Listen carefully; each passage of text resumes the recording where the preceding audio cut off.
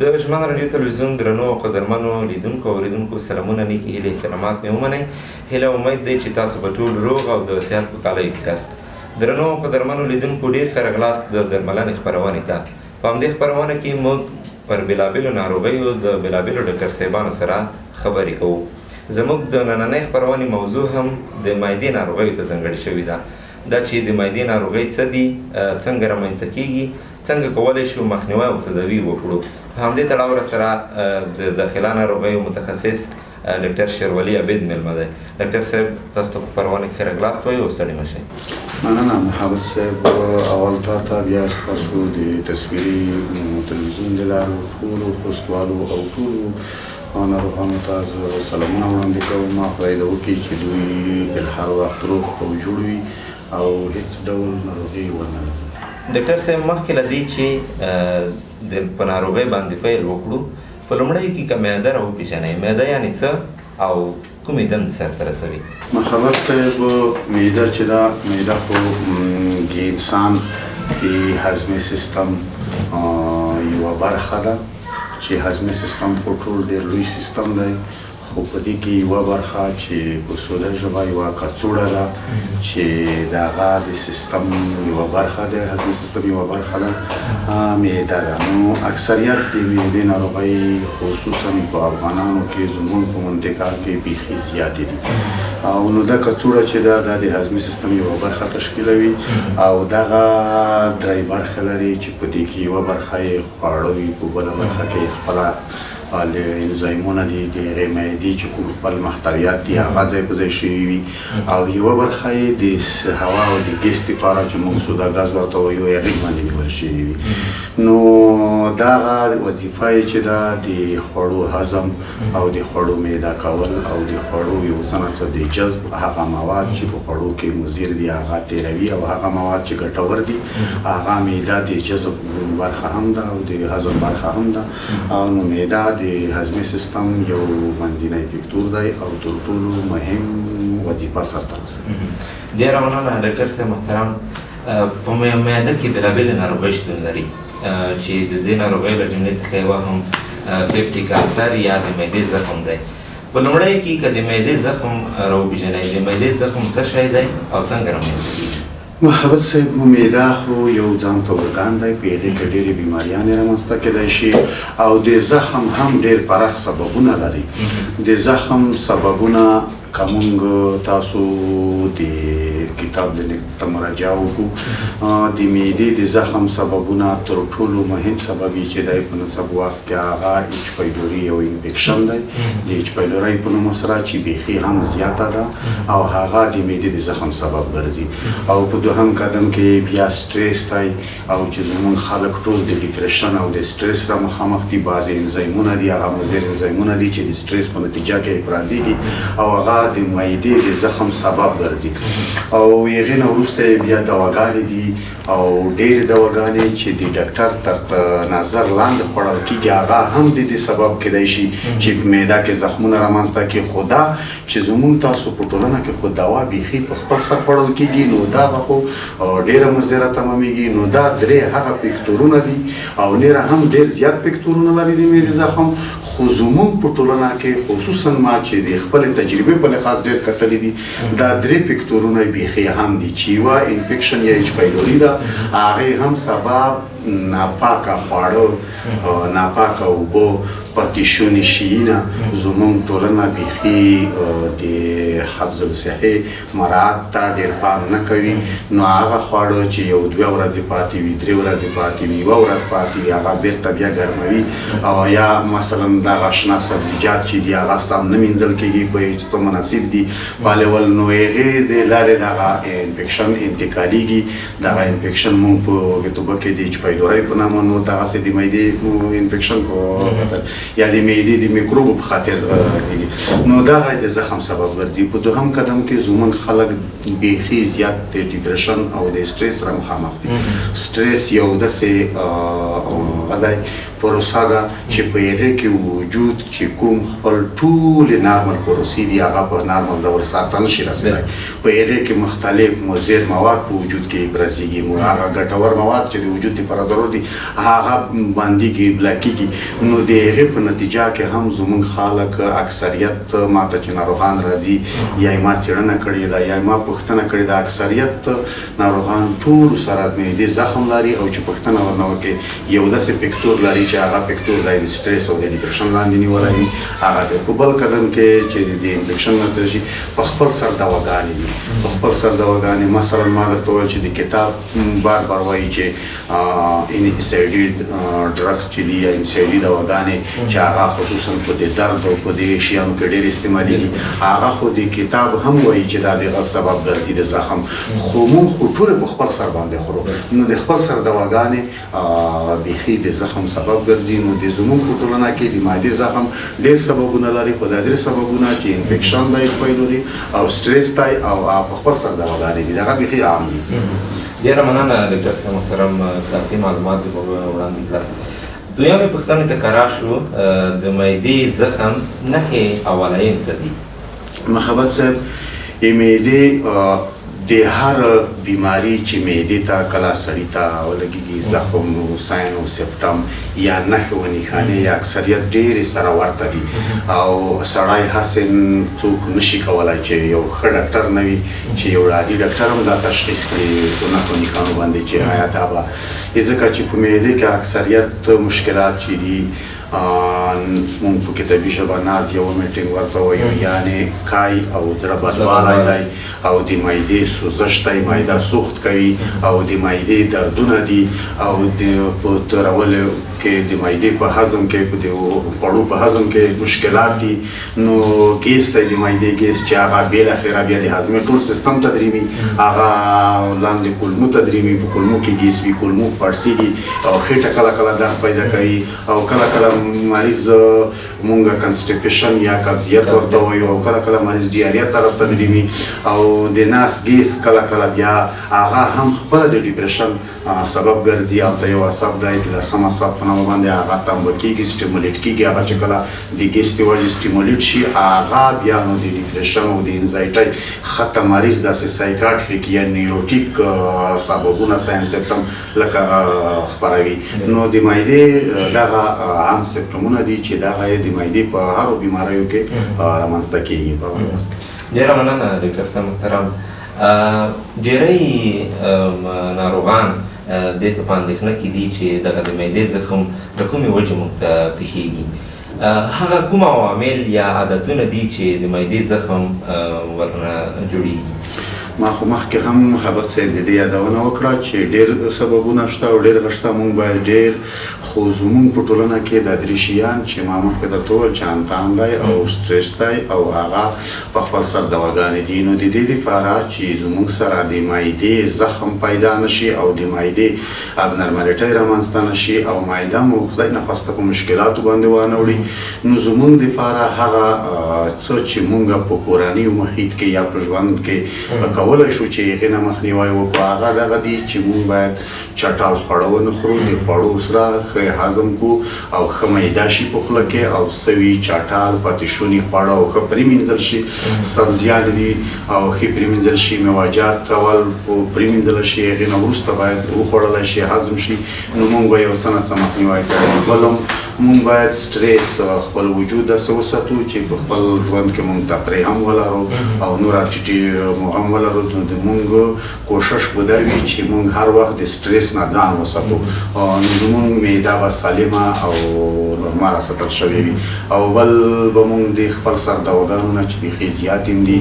او دا هغه زمونږ د ډاکټرانو زمونږ د علمي او زمونږ د فرمیسانو نه هم یو اشتباه ده چې هر څوک چې هر چاته دوا مو غواړي ورنه هر قسم دوا ورنه غواړي ورکوي سره د دې چې په نوره دنیا کې بدون د ډاکټر د توصیې نه بدون د ډاکټر د اجازې نه هیڅوک نشي کولی چې یو پاراسیټامول سوده پاراسیټامول هم استعمال کړي یا یې وخوري یا یې وګرځوي هر څه ځکه دا یو پارین باډۍ ده او نو د بهر نه پارین باډۍ چې وجود ته داخلیږي د وجود ایمیون سیستم مکمل د تیاسۍ په حالات کې نو خامخا مشکل پیدا کېږي او ښه مونږ یې بیخي داسې وو چې ډاکټر ته هېڅ ضرورت نه وي هر څوک په خپل سر که ډاکټران هم دي یا بې ځایه دواګانې استعمالوي، بیخي زیاتې دواګانې استعمالوي. زمونږ طبي ژوند یو څه نه څه او تجارتي بڼه غوره کړې ده. الله دې وکړي چې دغه مونږ اول اصلاح کړو او بیا ټولنه او اصلاح کړو او داسې کار ونه کړو، ځکه معراض دفاره مونږ یو قسم یا دوه قسمه دوا کافي ده.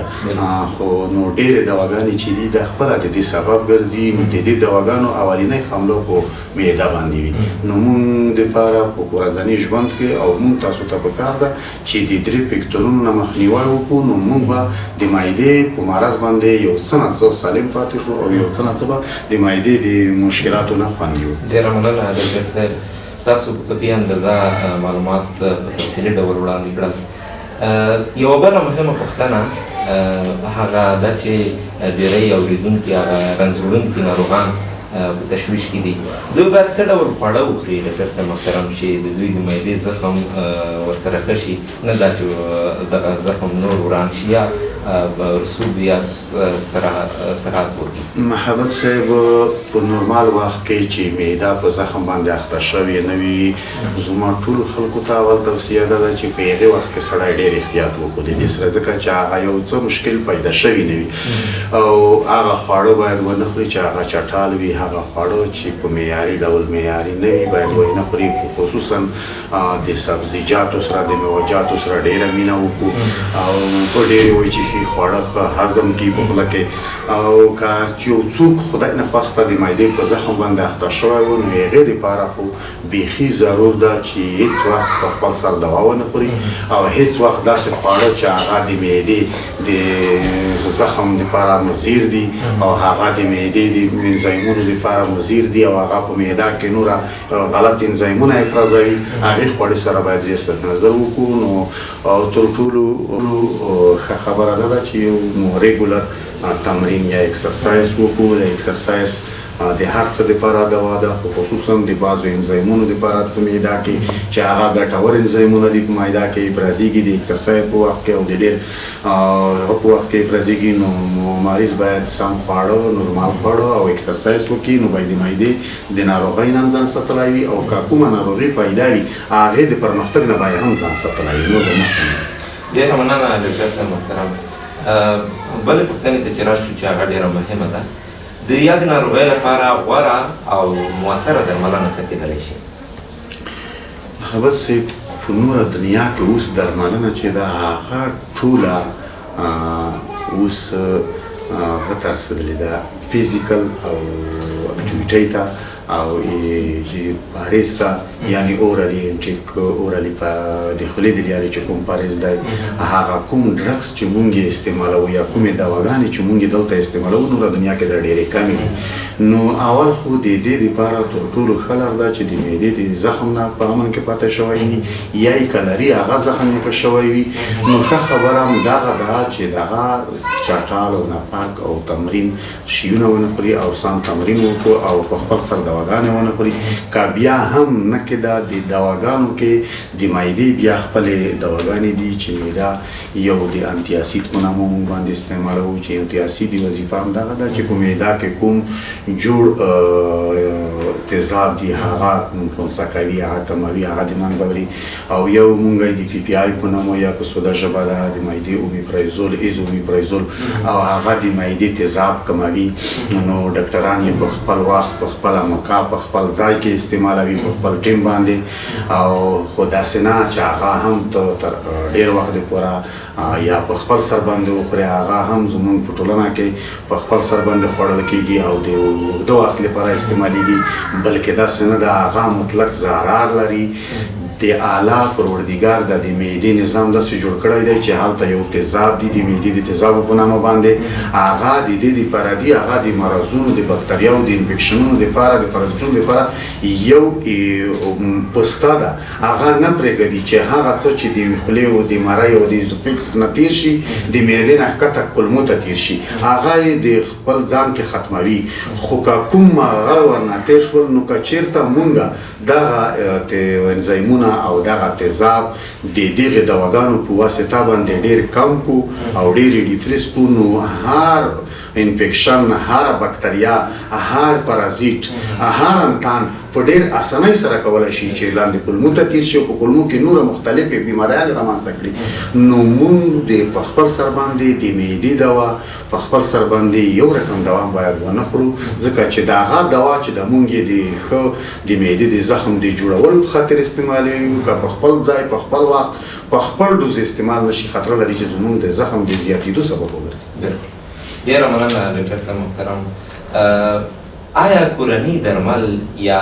دغسې غذا موجوده ده چې زموږ هېوادوال دی د دغې ناروغۍ څخه رنځ وړي او ډاکټر ته د نه رسېدو په وخت کې دوی په کور کې هغه لومړنۍ مرستې یا هغه اولیه خدمات ځان ته کړي وي چې د دوی د معدې سوزش یا التهاب یا هغه دردونه ورسره کره شوي؟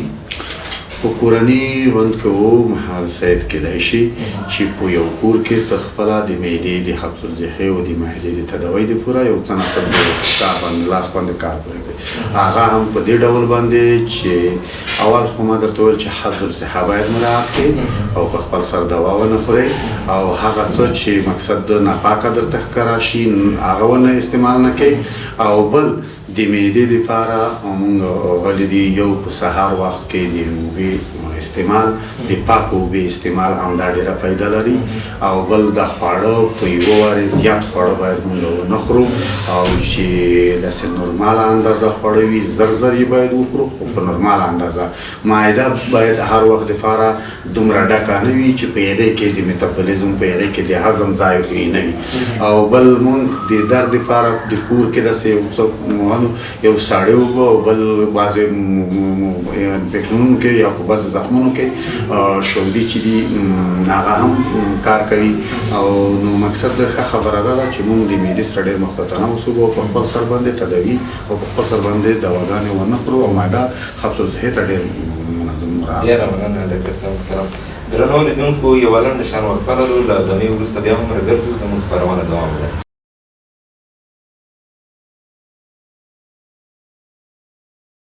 درنو لیدونکو بیا هم ښه راغلاست. ډاکټر صاحب محترم، د معدې یوه بله ناروغي چې هغه ډېره خطرناکه او ځورونکې ناروغي ده، د معدې کینسر څه ډول ناروغي ده او څنګه رامنځته کېږي؟ خبر صاحب کې معدې کینسر خو ډېره پراخه بیماري ده او په دې کې ځان ته یو علم دی د انکالوجۍ په نامه باندې، په دې کې ځان ته تخصص کېږي او ډېر وخت ضرورت لري. خو بیا هم په نن سبا وخت کې بیخي هم زیاته ده چې په نړیواله هم په دې باندې خصوصا زموږ په ټولنه کې د دې لپاره سړی نه پوهېږي چې مقصد ولې دومره زیاته ده. د معدې کینسر چې دی، کینسر د ډېرو ځایونو شته، خو د معدې کینسر چې دی د هغه مونږ په څلور قسمه چې دی پیدا کېږي په معده کې. او یو هغه همدغه دی چې دا بیخي په داسې ډول کې پیدا کېږي چې سړی اصلا اعراض والا یې نه لري، سړی نه پوهېږي چې زما څه دي. عادي دردونه وي یا عادي د معدې ابنرمالټۍ وي یا معدې پرابلم وي، سړی فکر کوي چې دا یو عادي بیماري ده د معدې. او کله چې مونږ دا بیماري تشخیص کوو یا مونږ یو داسې ډاکټر ته مراجعه کوو چې هغه د دې ډاکټر انډوسکوپي کوي یا بایاپسي کوي، د دغې دپاره معاینات هم داسې معاینات دي چې هغه لږ لوړ دي، زموږ خلک غریبان دي، په هر ځای کې نه میلاویږي، پرمختللي معایناتو ته ضرورت لري. نو هغه په داسې یو سټیج کې، په داسې یو مرحله کې زموږ کینسر د معدې چې دی تشخیص کېږي یا ډیاګنوز کېږي چې په هغې وخت کې هغه د کتاب په ژبه هغې میټاسټاسس ورکړی وي، هغه د معدې نه بل ځای ته هم لړ شوی وي، بل ځای ته هم لړ شوی وي. د کینسر چې دی د خپلې مرحلې لري، خپل سټیجونه لري، اول سټیج، دوهم سټیج، دریم سټیج، څلورم سټیج. په اول سټیج کې که تشخیص شو نو دومره ګران نه تمامېږي او هغه یو څه د ژوند لایف سروایول تر اکثره 5 کالو 6 کالو پورې کېدای شي. خو که چېرته د هغه مونږ په آخري دریم سټیج او څلورم سټیج کې تشخیص کو نو په دې وخت کې بیا مونږ د کینسر سره یو ډول کومک هم نشو کولی، فقط ابزرویشن د مریض دپاره مونږ کولی شو ځکه مونږ خاص یم هغه داسې مرکزونه مجهز لابراتوار پرمختللي ټکنالوژي نه لرو خو بیا هم د افغانستان په سطحه مونږ فقط اوس یو بایپسي او د بایپسي کله کینسر ته یو کیموتراپي او مونږ رادیوتراپي هم نه لرو نو بدبختانه چې دا ډیره عام هم ده او ډیره دردونکې هم ده او زمونږ خلک غریبان دي دغه ډیر قیمتي پرمختللي معایناتو ته تداوی ته ضرورت لري نو زمونږ په ټولنه کې اوس مونږ د دې نه ډیره عاجزه یو چې د کینسر څنګه مخنیوی وکړو او څنګه یې تشخیص کړو. بالکل ډاکټر صاحب کافي معلومات دې وړاندې کړل او ځینې پوښتنې چې لا هم پاتې دي هغه دا چې د معدې کینسر لومړنۍ نښې یا علایم څه دي؟ سړی څه ډول پوهېدلی شي چې ماته کینسر یا کینسر ته ورته امراض یا ناروغۍ لګېدلې دي؟ محبت صاحب د معدې خو ما مخکې وویل چې د معدې علایم چې دي د اکثریت سره یو رقم ته وي ځکه په معدې کې چې هر مشکل پیدا کېږي علایم یې همدغه د معدې درد د معدې سوزش کای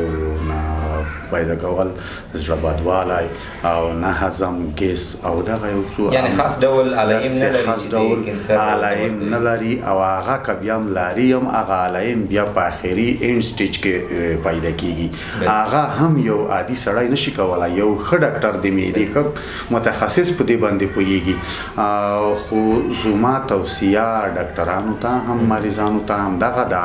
چې که چېرته د معدې مشکل د چا سره پیدا کېدل یو په اول وخت کې یو مریض د یو ډاکټر ته د یو مریض په صفت د معدې د مریض په صفت داسې مراجعه کوله چې زه مړی چې تېرونه مې تېرېږي یا د سوده ژبه ګنډه کېږي یا مې مرۍ درد کوي یا چې مړی خورم کای راته پیدا کېږي زړه بدوالی راته پیدا کېږي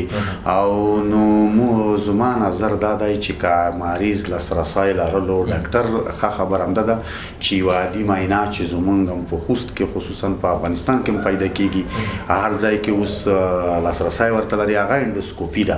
نو انډوسکوپي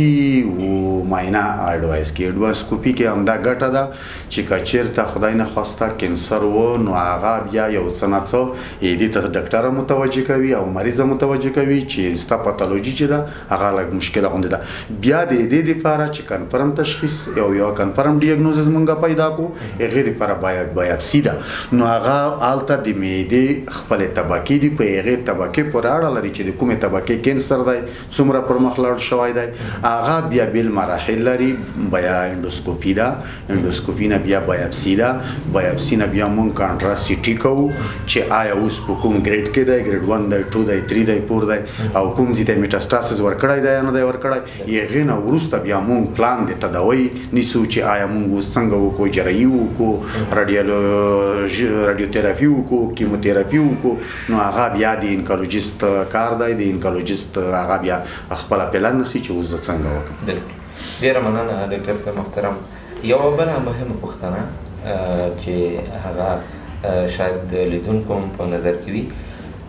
هغه کوم کسان ډېر له یادې ناروغۍ له خطر سره مخ دي مثلا زړه عمر خلک یا پخه عمر خوړلي خلک یا ځوانان یا دې ته ورته نور ده؟ نه محبت صاحب اکثره وخت هر وخت دپاره اولډ ایج یا د پخه عمر لرونکي یا د ستاسو په لهجه چې د 50 کالونو نه ور ایخوا خلک هغه هرې بیمارۍ ته هم ډېر په هغې کې اکثریت بیماریانې په دې عمر کې ځکه چې په دې عمر کې ایمیون سیستم چې دی هغه کمزوری کېږي د وجود د حجراتو کوم دفاعي سیستم چې دی هغه کمزوری کېږي نو هر معراض هر انفیکشن ډېر په اسانۍ سره کولی شي چې سړي باندې حمله وکړي او کینسر هم چې دی اکثریت په زیات عمر کې د شپېتې کلو عمر کې دا یوه کرایټریا د کینسر دپاره هم کیدای شي چې زیات عمر کاس چې وي په هغې کې به ډېر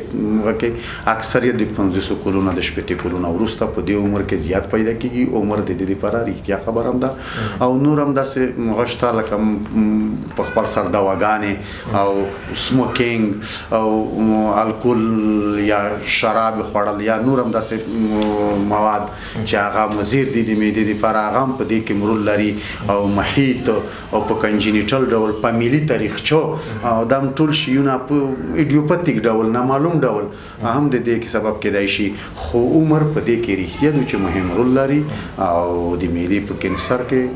عمر بیخي شرط دی. په زیات عمر کې کینسرونه زیات پیدا کېږي. ډېره مننه ډاکټر صاحب محترم. هیله ده لیدونکو بیا یو څه ترې اخیستي وي. یو بله پوښتنه چې هغه ډېره مهمه ده، تر ټولو مؤثره لاره څه ده چې د دغې ناروغیو څخه مخنیوی شوی یا تر ټولو بهترینه لار څه ده چې درملنه یې وشي د دغې ناروغانو؟ د محمد صاحب د معدې د کینسرونو دپاره ما مخکې وویل چې مشکله ده چې موږ داسې یو څه پیدا کړو چې موږ داسې ووایو چې اساسي د دې نه پیدا کېږي. خو په خپل سر دواګانې د دې سبب ګرځي چې د معدې کینسر پیدا شي. نو ښه خبره همدا ده چې هر څوک د دوا په خوړو کې د دوا ډېر فکر او سوچ وکړي او په خپل سر دواګانې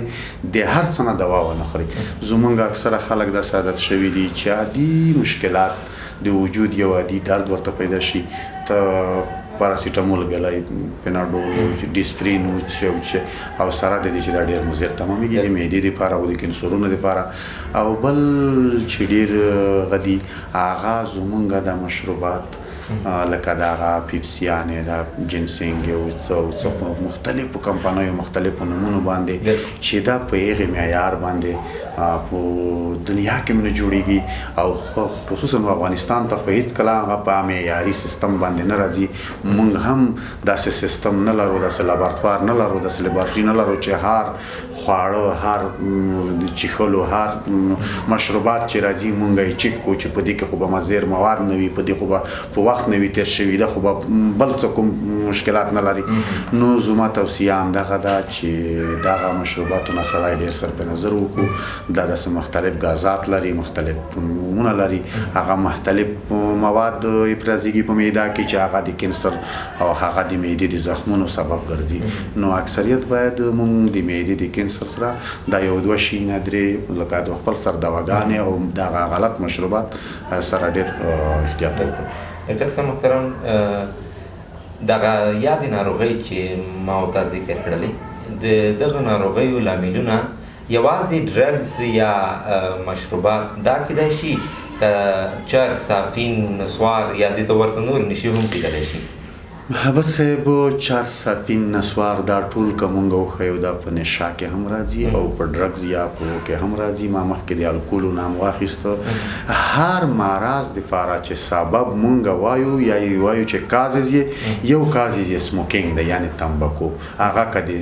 سودا هغه کې وي، هغه که د سیګرټ په بڼه وي، هغه که د چلم په بڼه وي، دا خو ډېر مضر شیان دي. دا هم د کینسر دپاره یو سبب کیدای شي، دا هم د عادي زخم دپاره او حتی د وجود د یو د معدې ناروغیو دپاره نه، د هرې بیمارۍ دپاره دا شیان مضر هم دي او دا شیان سبب هم کیدای شي او دې نه موږ باید سر په نظر هم وکړو. ډېره مننه ډاکټر صاحب محترم. یوه بله پوښتنه، د معدې د صحت ساتلو لپاره تر ټولو مهم احتیاطي تدابیر کوم دي؟ د هر چا دپاره د هر مرض دپاره احتیاطي تدابیر او د معدې دپاره هم احتیاطي تدابیر. تر ټولو ښه خبره دغه ده چې د خپل وجود خیال وساتي. د وجود خیال ساتل یعنې منظم اکسرسایز، ریګولر تمرینات وکړي او بل پاک خواړه وخوري او بل هغه شیونه لکه ما چې مخکې یادونه وکړه لکه الکول، مشروبات، مورفین، په خپل سر دواګانې مشروبات هغه هم استعمال نه کړي او بل حفظ الصحه ډېره مراعات کړي او بل د سټریس نه ځان وساتي او داسې یوه تفریح ځایونو دپاره د ښو خلکو دپاره او داسې یو منظم مطالعه د کتاب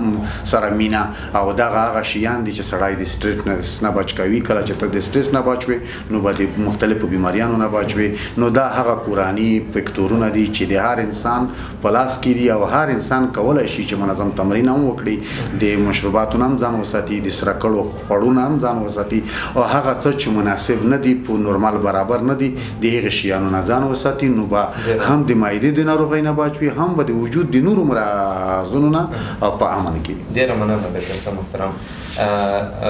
د خپرونې وخت هم پای ته رسېدلی دی. یوه بله پوښتنه هم کوم، آیا د معدې ناروغۍ پر نورو غړو هم تاثیر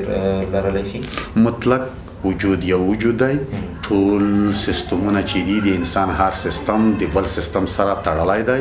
هر سیستم په بل سیستم باندې تاثیر لري. د هر سیستم ناروغي په بل سیستم باندې اثر لري، په هغې کې واقع کېږي. هغې ته ما مخکې وویل چې په هر لیول باندې وي، یو میټاسټاسس ورکولی کېږي، د معدې د ناروغیو نه نور هم مرضونه پیدا کېږي، هغې نه د زړه بیماریان هم پیدا کېږي، هغې نه د تنفسي بیماریان هم پیدا کېږي، هغې نه د دماغ او نیوروپتي یا سایکاټري بیماریان هم پیدا کېږي. معده یو هغه حیاتي غړی دی چې د معدې په هر څه باندې تاثیر دی. د هضمي سیستم چې دی دا یو ډېر مهم سیستم دی. د انسان د وجود ټول سیستمونه مهم دي. په انسان کې هیڅ الله پاک داسې یو شی نه دی پیدا کړی چې هغه په ګاونډي یا په څنګ ته سیستم باندې تاثیر ونه لري. مطلق د معدې ناروغۍ په نورو مرضونو باندې تاثیر لري.